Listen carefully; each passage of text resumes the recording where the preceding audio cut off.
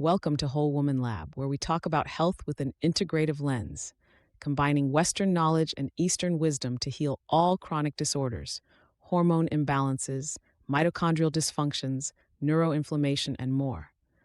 We will revolve around nervous system, gut, liver, and cellular health as the core of our journey forward. This is a space created for all women calling power and trust back into their bodies to help them thrive. Welcome to Whole Woman Lab. In today's podcast, we are going to discuss everything about thyroid. We are going to touch base with the ideal testing that you want to run, and we will discuss some advanced testing that your doctor may not run, but I really encourage you to run these panels to catch your thyroid early. We will look into cellular mineral absorption. We will talk about HTMA profile and how that can help you catch your thyroid early. We will also talk about some of the symptomatic analysis that I use in my practice. I don't entirely depend on labs alone in my practice, and this is where we will discuss some of the symptomatic analysis that you can make out just by looking at yourself, just by diving into your own symptoms to assess your thyroid functioning. In today's podcast, we will also look at thyroid with a mitochondrial lens. We will look at how your cells play a key role. We will discuss in depth how other hormones like estrogen, like progesterone, like prolactin, like vitamin D, a hormone that is synthesized in your body, plays a role in regulating thyroid function. And if you have hormonal imbalance, if you have liver congestion, your thyroid is definitely taking a hit. We will also touch base with gut health, GI tract inflammation. If you have any kind of pathogens, species, H. pylori infection, your thyroid is communicating to that. We'll also discuss how mold exposure, rhinitis, compromised lung health, histamine intolerance can really hit your thyroid. Let's get started. Let's start off by taking estrogen and female hormones like progesterone into the picture, because a lot of women struggling with PCOS and ovulatory cycles do not really pay attention, but thyroid is listening to that. Your thyroid is listening to your estrogen. It's listening to your progesterone. And infertility and thyroid really do go hand in hand. Now, let's come to this report here. The report was published in 2023. The report goes over thyroid hormone axis and female reproduction. We are really interested in HPG axis, which is hypothalamic, pituitary, and gonadal axis. The report clearly states that thyroid function has been linked to reproductive dysfunction in women and is also associated with menstrual irregularity, infertility, poor pregnancy outcomes, as well as PCOS, polycystic ovarian syndrome, and we also have premature ovarian insufficiency linked to thyroid function. Thyroid is very sensitive to any kind of external stress that you put on your system, and stress can be of really any form. It can be in the form of mineral deficiencies, vitamin deficiency, calcium shell that we just discussed in the last video. So if there is any fuel or energy deprivation, depletion in the system, your thyroid senses that. It's going to signal to your brain a message that, hey, it's not safe and I need to preserve more energy. Second, it also listens to your glucose. It depends on insulin. It depends on IGF-1, which is insulin-like growth factor. It depends on leptin. And leptin is very sensitive to light. So the first hit to thyroid is actually your circadian rhythm disruption. If you are somebody who stays up at night, you are sleeping late, post 11 p.m. in the night, and you are on your system, you are having exposure to blue light, you are not really stepping out in the sun, your sun tolerance is haywire, your light signaling is all over the place, your leptin, which is a satiety hormone, your leptin signals to your body that, hey, I'm safe, I have enough food, I have enough energy. That takes a hit. And your thyroid is leptin dependent, and hence your thyroid is also stress sensitive. It's also glucose, insulin, IGF-1, leptin sensitive. It is sensitive to your light signals. So before jumping on to a T4 drug, again, we want to ask ourselves like, hey, is my body feeling safe?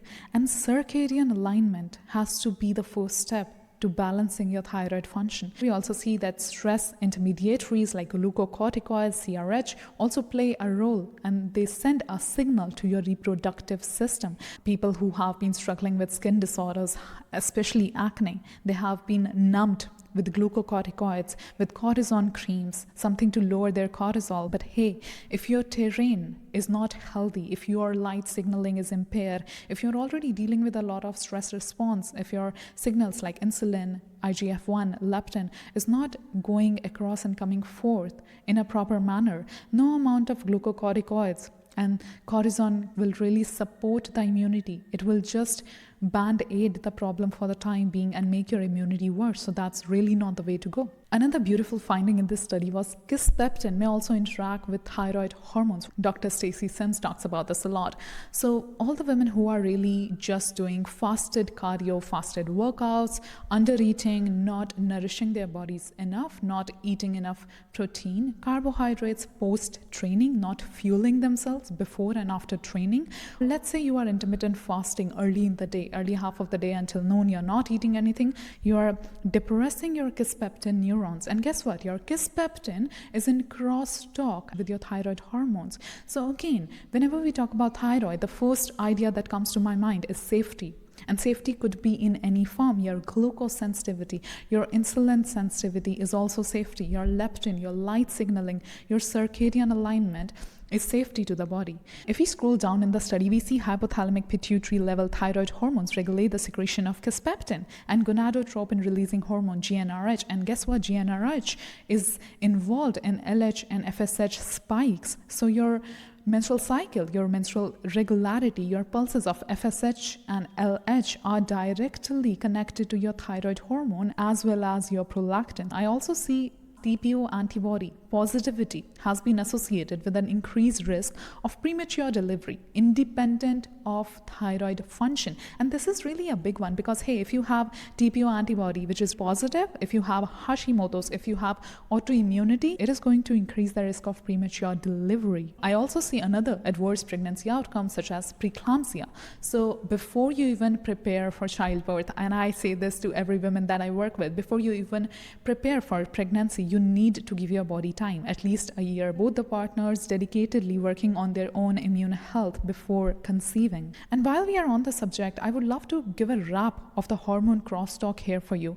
So if you have estrogen dominance, if you have high androgens in the system, DHT, testosterone, if you have downregulated progesterone, which happens if you have shorter cycle lengths, heavy menstrual bleeding, which is a sign of estrogen dominance, if you have short menstrual cycles, let's say 26 days or less, your progesterone is dipping, it's taking a hit. If you have these early symptoms, I don't want you to rely on labs alone. These early symptoms of shorter menstrual cycles, of low libido, of vaginal dryness, having clotted blood. Now this is your time to think and understand that, hey, my thyroid is also in cross communication with my estrogen, with my progesterone. And if there is any dip here, I am going to have a dip over there as well. So before even relying on labs, if we come to more symptomatic presentation of how your terrain is giving you signals every single day that, hey, your thyroid health may not be optimal and let's make it optimal. So these would be some of those signs. Your energy levels, especially in the morning, if they are really poor, if you're not feeling energetic enough in the morning, that's your first sign to understand that my thyroid is in an imbalanced state. If you have something like brain fog, dizziness, that again is a marker. Having insomnia or just struggling to fall asleep at night or having nighttime urination is again a big symptom of having a thyroid imbalance. Another one is having cold intolerance, especially at your extremities. I'm talking about your hands, your feet. And this pattern is very different in some of the women who have scanty periods and women who have estrogen decline really early. Let's talk about POI, premature ovarian insufficiency. In those women, I see a pattern of nighttime flushing, of heat flushes, having night sweats. But in the daytime, the cold tolerance is really poor. You can really feel cold at your extremities. Having loss of libido, having vaginal dryness, again points to estrogen decline or poor estrogen detoxification, not having a proper sustained menstrual cycle, which again tells me, hey, there is some hit going on to progesterone as well. We also see patterns like hair thinning, balding, pattern baldness, a lot of hair tangling. If you have a lot of dryness in your hair, it could be a sign of mineral imbalance. And guess what? Your thyroid is mineral dependent. So that's again a sign. Having dry skin, having rosacea, or just having poor sun tolerance, again is talking about your mitochondrial dysfunction. If your mitochondria is in a state of dysfunction, there is a thyroid issue. In Chinese facial analysis, face reading, the jaw really stands for determination, for your vitality. It also represents your thyroid function. When we see cases of double chin happening, right, there is an underlying mitochondrial dysfunction also happening, which means thyroid disorder. So definitely, if you have chiseled jaw with really strong dark eyebrows without any hair thinning happening in the eyebrows, that does mean that your thyroid function is working optimally. Now let's talk about gut health and how your digestive function gives a clear-cut representation, is a clear-cut report card of how your thyroid is functioning. Especially anybody having a history of H. pylori infection, think of acid reflux, heartburn, bloating, instant bloating, or stomach cramps or ulcers really, then you probably have B12 malabsorption. If you have malabsorption syndrome, vitamin B12, vitamin D could be really low, iron could be really low, and that now is talking to your thyroid. On top of that, and I see this in numerous women in my practice, constipation is a big one, a big one, because guess what? T4, the inactive thyroid hormone, is made active. 80% of it is made active in your liver, and rest 20% of it is also gut dependent. So anytime when the liver is not working fine and we see constipation, in the mainstream, constipation is really just connected to eating more fiber or drinking more water, but that's not the case. If your hormones are out of balance, if your liver is not making enough bile, because bile is really essential to work as a laxative when it comes to constipation. So anybody who is having constipation, is having bile issues, is having poor stomach acid, is going to have hypothyroid issues as well. So constipation is the first part that you want to rule out. Circadian alignment and getting rid of constipation, getting your digestive health back into function is the first step forward when we talk about healing thyroid. I have a beautiful recent study from you, just posted this year, January 3, it was published on 2025. It says thyroid hormone resistance observed in chronic constipation. The main finding of the study was just the research demonstrated central resistance to thyroid hormone that is strongly associated with the occurrence of constipation regardless of other traditional factors. So it doesn't matter, you could be doing all things right, but if your gut health is compromised, if your vagal tone is really depressed, you are going to have thyroid resistance. Before we talk about testing shortly, if somebody is seeing low T3 on the report, right? It's a bile issue. It's an issue with the bile flow. It could probably mean that there is bile sludge. Your gallbladder is not functioning as accurately as it should. And here's another study for you that confirms that. So this was published in 2024. We see a cross-sectional study on thyroid disorder and gallstone disease patients, right? I love how the study has 69% of female patients. So it's not a biased study. We have both male and female patients. The study also shows a positive correlation between thyroid disorders and the development of gallstone disease. So it's not simply about your thyroid, and we cannot really fix thyroid or bring it back into balance without working on the liver, without working on the bile flow. Another very recent study, and homocysteine is a marker for inflammation or something that represents liver health that I use a lot in my practice. So if you have not already tested your homocysteine, you really want to test your homocysteine levels. And ideally, we want these levels 7 to 9. 7, 8 or 9, 8 being really ideal. If it is really high, it's again a problem. If it is low, it's again a problem, which I constantly see in my patients with mold exposure history. Now, homocysteine is really a marker of methylation, how well your methylation is working. If your methylation is impaired, your mitochondria is stressed, and if your mitochondria is stressed, your thyroid is taking a hit.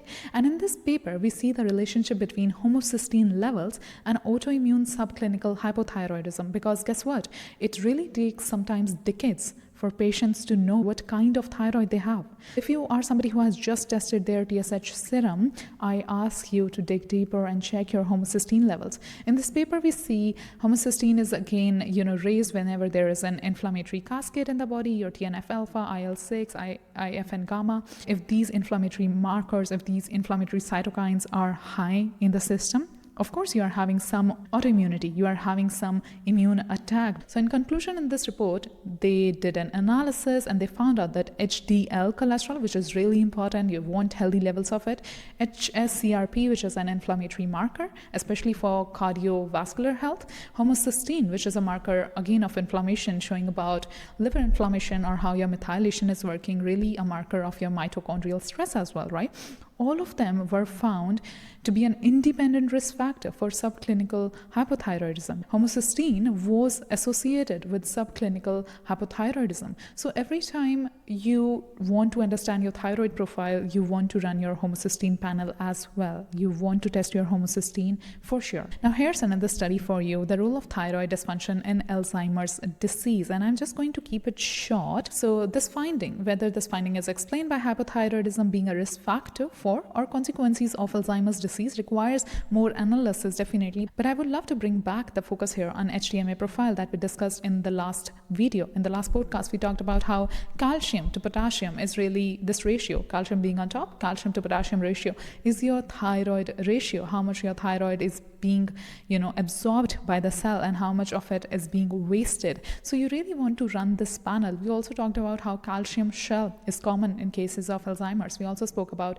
copper toxicity being really common in cases of Alzheimer's, and there could be hidden copper toxicity, which we will discuss in future podcasts. But if today we are talking about holistic, integrative, we want to look at the body as a whole. We can't afford to isolate any single thing. We can't say that Alzheimer's is independent of thyroid, because thyroid is a response. Your thyroid functioning, the picture of your thyroid functioning is really a response telling you how it has adapted itself to the stressors, to the environmental stressors, to the stresses going on inside your body. Let's also speak about the role of lung health when we talk about hypothyroidism. So there's a paper here, again posted in 2020. We see the association of allergic rhinitis with hypothyroidism, asthma, and chronic sinusitis. So every client that I work with and they come to me with a hypothyroid issue, I see a pattern of chronic sinus history. There is a chronic allergy history, hay fever, pollen allergy, dust allergies. Your lung network organ is your defense system. And if there is any history of hay fever, pollen allergy, seasonal allergies, or really cough, phlegm, sinusitis, rhinitis, we are talking about a depression to the function of thyroid. Coming back to symptoms, how can you really know that you have allergic rhinitis, right? If you have nasal congestion, stuffy nose, if you have runny nose, right? Sneezing, a lot of mucus is coming back there, or it's just stuck at the back of your throat. If we are talking about watering eyes, if we are talking about itching, especially in the ENT area, in the nose, in the eyes or throat, if we are talking about coughing, headaches, if you are talking about fatigue, brain fog being a common one. We are talking about thyroid imbalance for sure. Now let's talk about testing, because this is not uncommon in my practice to have first initial consult with clients and just seeing T4 and just seeing TSH serum test as a picture of, hey, this is my thyroid profile and my thyroid is okay. Now this is an incomplete profile, and let's talk about the advanced testing that you want to do to understand your thyroid profile better. If you are someone like me, I love relying on symptomatic presentation of the body, because the body is in constant communication to you, with you. It is giving you signs and symptoms every single day, every single time. If you listen to them, that's going to be wonderful. But if you're somebody who also likes to see data on paper, let's talk about testing, right? Let's start with TSH serum. This is a very common test. Everybody runs it. Every doctor runs it. So there should not be any trouble ordering this panel for yourself. Next, on top of this, let's add two tests. One is total T4. The other one is free T4. You want to understand how both of them are doing.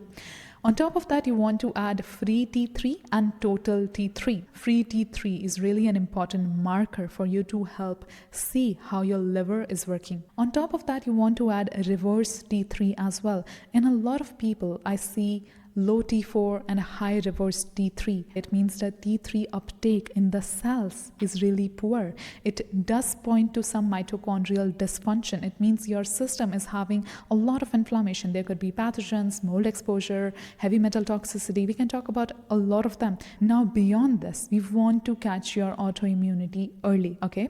We want to test your antibodies as well. So you want to test your TPO and your TG antibody. You want to test your thyroid peroxidase antibody and your thyroid globulin antibody as well. Beyond that, we also want to see your homocysteine levels. If it is low, as I said, 7 to 9 is going to be your ideal range. If it's lower than 7, there is definitely mold exposure. There is definitely some issue with glutathione synthesis in the body, with bile flow. So your liver is really taking a hit. And if it is really high, it means malabsorption. Your gut health is compromised. You don't have enough B12. There are not enough donors. We need to see that further. Next is something that I don't run generally in my practice, but for people who love seeing more data, who love exploring, you can also run a GI map test. Okay, there's one particular marker called elastase on this test. If that comes out to be high, it is telling us about inflammation, H. pylori infection, inflammation in the GI tract, possibly celiac disease where there is gluten intolerance, probably some issues with bile flow,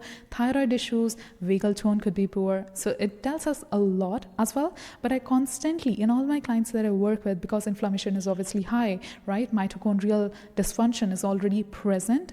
The marker always comes high. But if you want to see more data, GI map is an additional test for you. Now let's talk about thyroid panel. As a conclusion, we have free T3, we have reverse T3, we have free T4, we have total T4, we have total T3, we have TSH serum, we have TPO antibody, we have TG antibody, we also have homocysteine test. On top of that, you also really want to see your lipid profile. You want to see an extended liver function test done. You want to also run a HTMA panel, how your mineral profile is really doing. We did a whole entire podcast on this, maybe CPC panel to this list as well. Now let's talk about solutions. Okay, I have thyroid imbalance. What do I do? The first step is to understand what kind of thyroid imbalance do you have. Because if there is inflammation going on in the body, your thyroid is stress sensitive. It's going to sense inflammation. Now, this is not a problem. The moment you get rid of the inflammation, the moment you resolve the oxidative stress on the body, high reactive oxygen species in the body, thyroid will take care of itself. But the question here comes, why are you inflamed? And trust me, a lot of time in my practice, I constantly see inflammation coming from gut. Your gut health could be poor. This especially goes out to all the audience living in US, UK.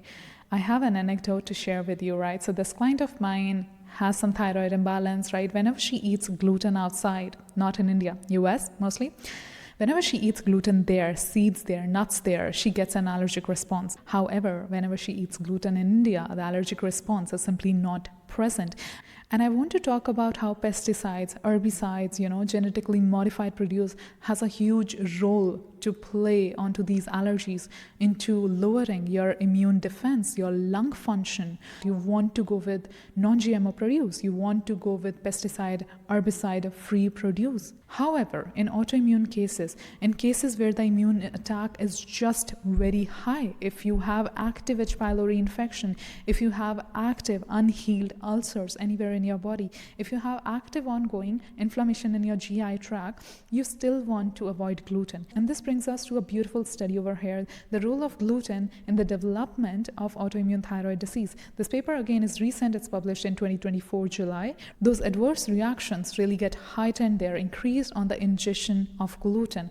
Now this goes without saying, even if you do not have a celiac disease, you want to opt for your grain very carefully, especially if somebody is having autoimmune thyroid disease or any sort of autoimmunity. And this is particularly about the structure of gluten, which triggers a strong adaptive immune response, which stimulates interleukin-15, IL-15 production in both enterocytes and dendritic cells, leading to more GI inflammation. It's because of the molecular mimicry of gluten. So if you are having active autoimmune reactions, if your autoimmune numbers are really high, gluten is a complete no-no for you. Coming back to the solutions, we discussed how circadian alignment is a big one. Light sensitivity is a big one. If you are living a circadian aligned lifestyle, that's the first step. That's where you go. The second step would really be addressing trauma.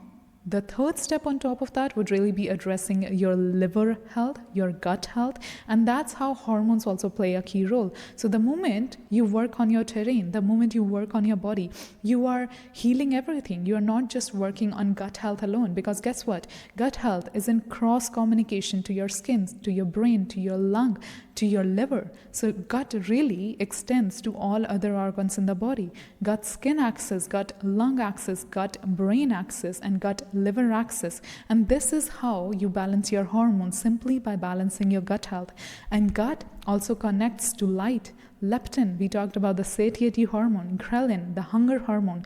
Vitamin D, again, a hormone that is synthesized in your gut in the presence of light signaling, accurate light signaling plays a key role. So the moment you balance your gut health, you keep your inflammation low through being on an elimination diet to start with is making a lot of difference. If you are adding more and more minerals like, hey, I want to take bovine colostrum, I want to take collagen peptides, but if you are doing all of that without first resolving your constipation, if you have any, without first resolving your bile sludge issues with your liver, your gallbladder functioning, if you're adding a lot of stuff to a body that is not yet healed, it's not going to work. So minerals always come into place, come into action when the inflammation is down. You cannot overload a system that is already running high on inflammation. Lastly, talking about autoimmune disease, as is so easily viewed in the mainstream, like, hey, it's your immune system attacking you. It's really not attacking you. It's an adaptive response, adaptive strategy to a lot of inflammation pathogens, maybe mold exposure, maybe mycotoxins, alpha toxins, maybe a lot of parasites in your system. Fungal overgrowth could be one. Bacterial overgrowth, small intestinal bacterial overgrowth has a huge role to play. Your liver function, your gallstone formation, your kidney markers, your minerals, your adrenals, how stressed you are, your trauma, everything plays a key role when we talk about thyroid assessment. Hope this was helpful today. You can find the summary in the show notes. Thank you.